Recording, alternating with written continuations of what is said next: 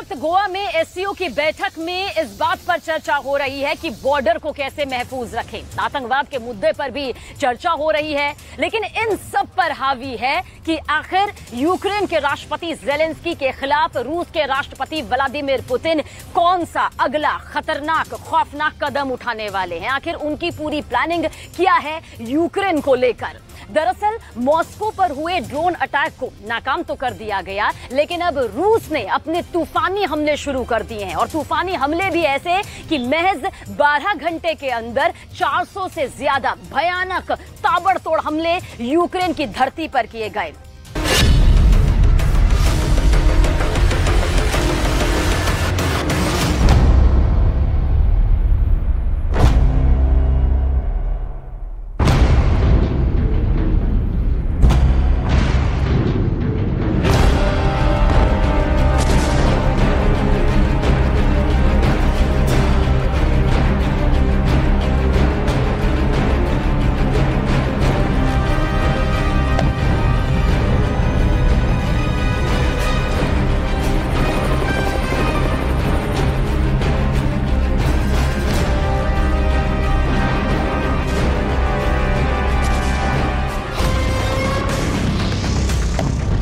जंग के 430 दिन बाद क्रेमलिन में पुतिन के दफ्तर पर हमला करना यूक्रेन के ताबूत में आखिरी कील साबित होने जा रहा है।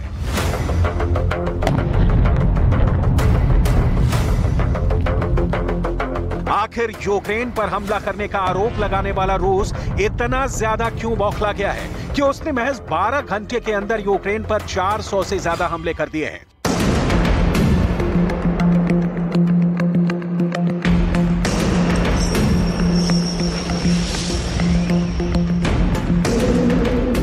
इन खबरों में कितनी सच्चाई है कि रूस के खूंखार हमलों के बाद से यूक्रेन ने रूस पर काउंटर अटैक नहीं करने का फैसला लिया है? क्या रूस के भयानक हमलों से यूक्रेन के कमांडर इतने ज्यादा घबरा गए हैं कि अब यूक्रेन की 12 ब्रिगेड रूस पर हमला करने की बजाय बंकर में घुस गई हैं?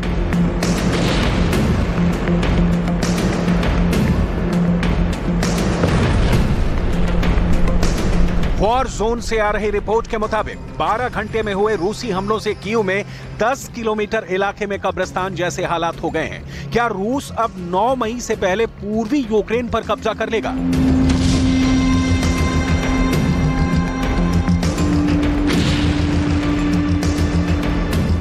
जब से रूस की टॉप लीडरशिप और कमांडरों ने यूक्रेन को रौंदने का ऐलान किया है, तब से अमेरिका और नाटो के कई देश यूक्रेन का साथ देने से कन्नी क्यों काटने लगे हैं? क्या अमेरिका और नाटो को एहसास हो गया है कि रूस किसी भी वक्त भयानक परमाणु हमले कर सकता है?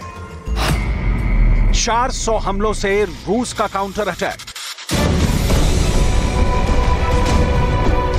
45 साल के राष्ट्रपति ज़ेलेंस्की इस वक्त दुनिया के ऐसे राष्ट्रपति हैं जिनकी जान रूस किसी भी वक्त ले सकता है।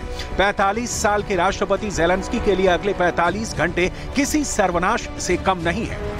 रूस ने पुतिन पर हुए हमले का बदला लेना शुरू कर दिया है। रूस के टॉप जनरलों के इमरजेंसी मीटिंग में बिल्कुल साफ आदेश दे दिए गए हैं कि अब यूक्रेन में रूस का स्पेशल मिलिट्री ऑपरेशन नहीं, बल्कि रूस का स्पेशल भीषण युद्ध शुरू हो चुका है। आप इसी से अंदाजा लगा सकते हैं कि इस वक्त पूरा यूक्रेन हाई अलर्ट पर है। लगभग 70% यूक्रेनी नागरिक बंकर में घुस चुके हैं। रूस के ताबड़तोड़ मिसाइल और ड्रोन हमलों ने कीव से लेकर ओडेसा तक खून की नदियां बहा दी हैं।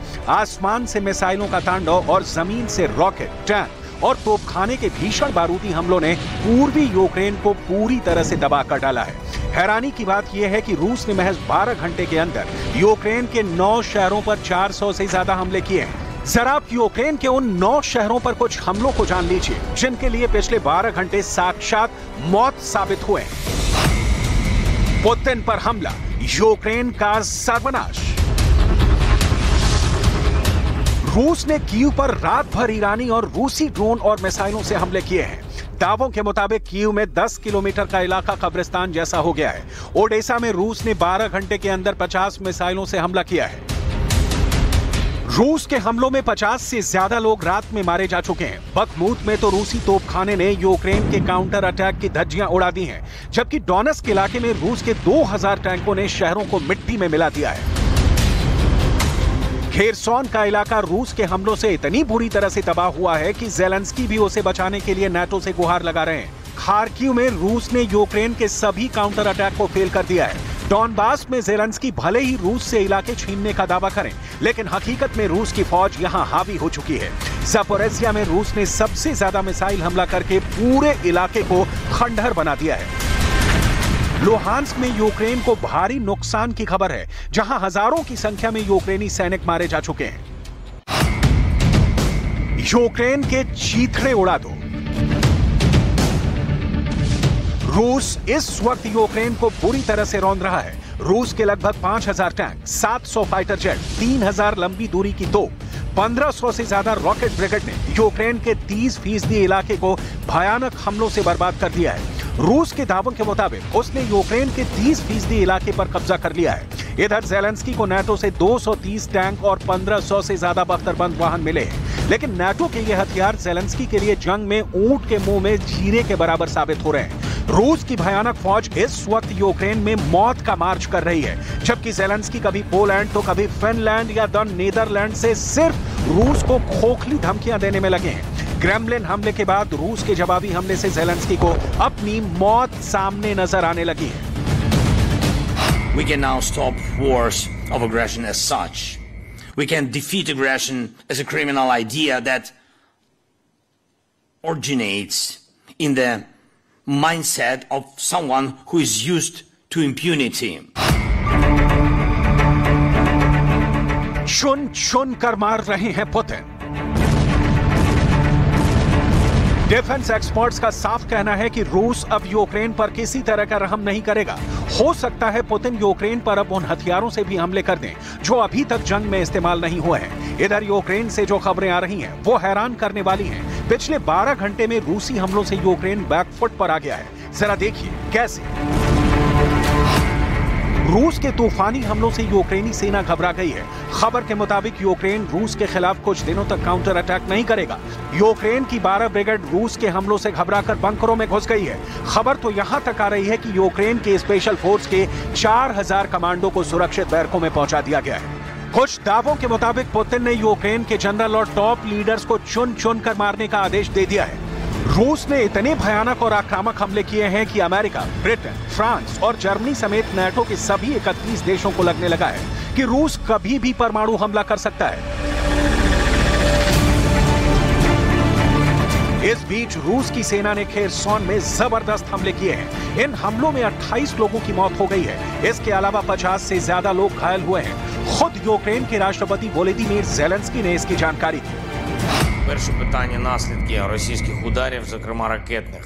Лише за минулу ніч від опівночі до 7 ранку вдалося збити 15 російських ракет, але, на жаль, не всі, поки не всі.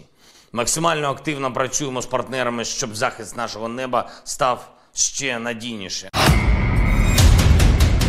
यूक्रेन के चीथड़े उड़ा दो। इस वक्त अमेरिका और नाटो देश रूस पर पूरी नजर बनाए हुए हैं। अमेरिका ने यूक्रेन में अपने नागरिकों को साफ चेतावनी दी है कि रूस अगले 24 घंटे में हमले की सारी हद पार करने जा रहा है। क्रेमलिन पर 2 ड्रोन अटैक को पुतिन ने रूस पर यूक्रेन और यूरोप का हमला करार दिया है। रूस के सिर पर इस वक्त खून सवार है। जरा देखिए यूक्रेन पर विनाशकारी हमला करने के लिए रूस से क्या क्या मांगे पुतिन से की जा रही हैं।